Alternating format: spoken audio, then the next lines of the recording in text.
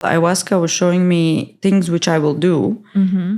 And that moment, the consciousness I had, I didn't understand that it's actually possible. And now everything, you have to not let your mind is pretty limitless. So you have to follow your highest excitement when you have something happening.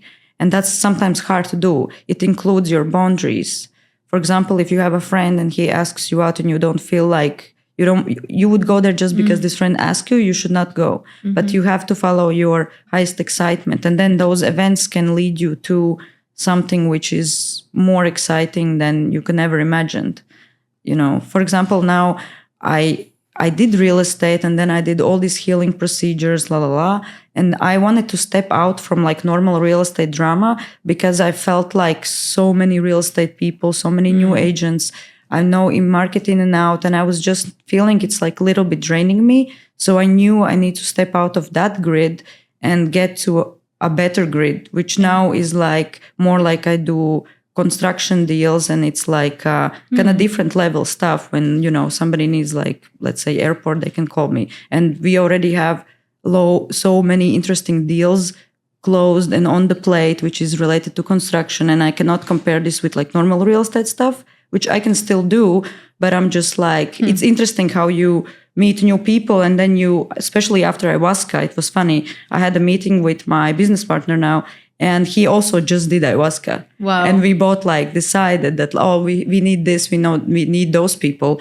And we didn't have to search for them. It just literally like, I was like posting something in my Instagram, and then some guy like, which I know before, and I know that he worked for some guy who does like real estate company. He like messaged me, "Oh, you want to come to like fishing boat with us?" And then like we ended up meeting through him, these people, that people. So everything kind of like was really without effort. Versus before, I was like really, let's say killing myself to feel good enough and like selling this or that. And I was like exhausted as a woman too. So I feel like that's why I said it goes all hand in hand, because if you are trying to do things for like wrong reasons, or you still didn't heal your childhood trauma of not feeling good enough, so you're like, I'm going to sell this big ass house and then I'm going to be worthy. It's not working like this. It's like already like a mirror. So first you need to feel amazing inside about yourself, and then you have these things aligning and they're coming, and it's no efforts. It's almost like, I don't know, easier to do than 1-bedroom apartment. So it's just like, I see those things now. And I could, but when you start this spiritual journey, it's really like you go really deep, like especially when I just started, I like lost all my money. I was like, it was insane. So it's like everything like this, The drains. Yeah, it's like, yeah. But it gives a lot of like new knowledge and a lot of new strength, I guess. I guess that's what Creator wanted me to have. Yeah, I don't know. And can you remember what kept you going when you kind of dipped, I think I always had this kind of like a weird, I know that in Mind Valley app, there is a regression. I think it's with Marisa Peer maybe, where you go back and you see your younger self and you can give them like future visions. And I always have those future visions. I don't know how, but when I was younger, I saw myself walking in like really fancy houses in Elizabeth Franke suits. And Elizabeth Franke didn't exist when I was like 6 or 7 years old, or like 10 years old. But I already saw myself doing those things, which is like, and then also other weird stuff. Like, for example, one of my best friends now, when we met, I thought like, she's really annoying. We're never going to be friends, like, and now I remember seeing this vision that we are in Dubai and we actually are best friends, which is really strange. Like I actually saw the stuff. And, so I think it's like you follow your like inner feeling that you have this calling. But I guess people say, I'm not like spiritual teacher or anything, but they say time doesn't exist. So I like that idea of like this movie Butterfly Effect, when you can go back and change your thoughts when you were younger or circumstances, and then you can like your future shifts in the same time, because then you have this new vision. I don't know, maybe future me helped child me to to understand these things, It's very powerful what you're describing. How did you become aware of that? You said before already, you always follow your feeling. It sounds to me like you've always been like that also at a young age.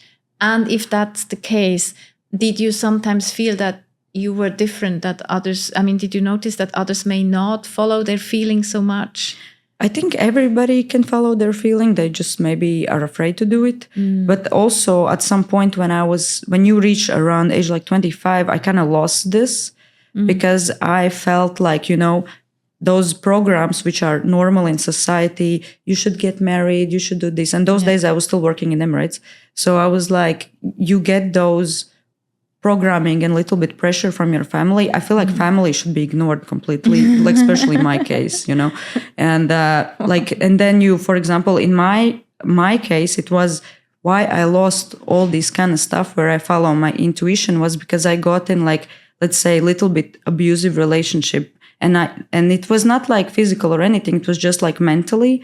And it's like, it's really draining you. And you start to lose your self-confidence and your self-worth. And then I remember the best decision was like to leave that after 4 years, And I think this is the turning point where you say to the universe, no, like I can do this, And and then I kind of got it back. But at some point where like I was age 25, I would say till like 30, I was a little bit trying to play this like a box game, what people are doing.